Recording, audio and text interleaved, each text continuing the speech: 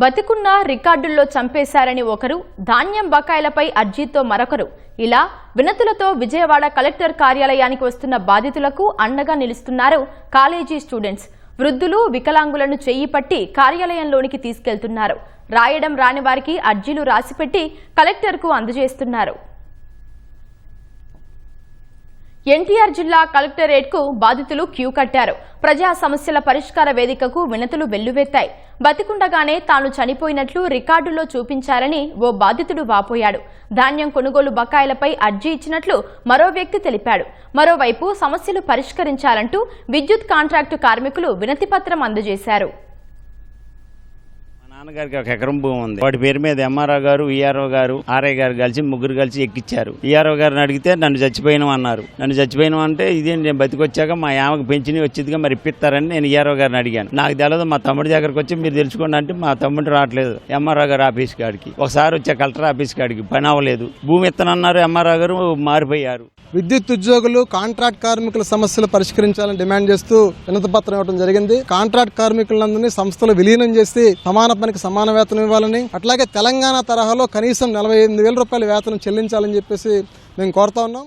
Cooperative సహకార సంఘంలో 2006లో తీసుకున్న వ్యవసాయ రుణం రద్దయిన దాన్ని మళ్ళా 2022 జూన్ 30న కట్టించుకున్నారండి. ఈ కలెక్టర్ గారు, డీసీఓలు 4 సంవత్సరాల నుంచి తిప్పుతున్నారు. ఇక్కడ సీఎం గారి నుంచి ఏప్రిల్ 11నే చంద్రబాబు గారి నుంచి కూడా లెటర్ వచ్చింది కలెక్టర్ గారికి. ఆయన ఈ సమస్య ఇక్కడ చేయట్లేదు. అసలు సమస్యలతో కలెక్టరేట్కు వచ్చే వృద్ధులు, నిరక్షరాస్యులు, వికలాంగులకు యువత తమ వంతు సాయం చేస్తున్నారు.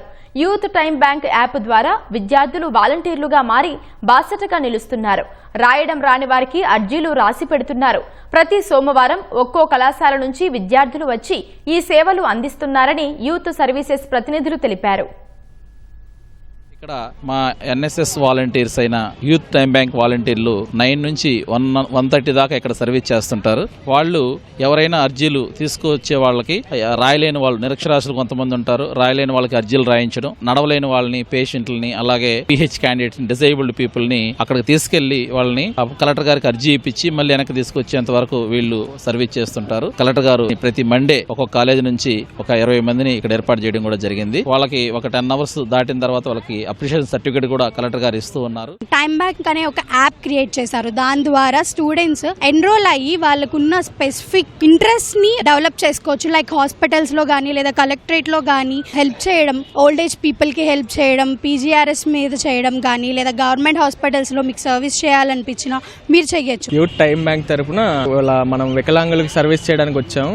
వాళ్ళకి అర్జీలు రాయడం, వాళ్ళని లోపలికి తీసుకెళ్ళడం జరుగుతుంది ఈ సర్వీస్ లో. కాబట్టి ఈ సర్వీస్ ఇచ్చిన కలెక్టర్ గారికి, సిఇఓ గారికి ధన్యవాదాలు. చాలా ప్రౌడ్ గా ఫీల్ అవుతున్నాం. అలాగే సర్వీస్ చేసినందుకు హ్యాపీగా ఉంది. ఓల్డ్ ఏజ్ పీపుల్ వస్తున్నారు, వాళ్ళకి లోపల తీసుకెళ్లి హెల్ప్ఫుల్ గా ఉంటున్నాం.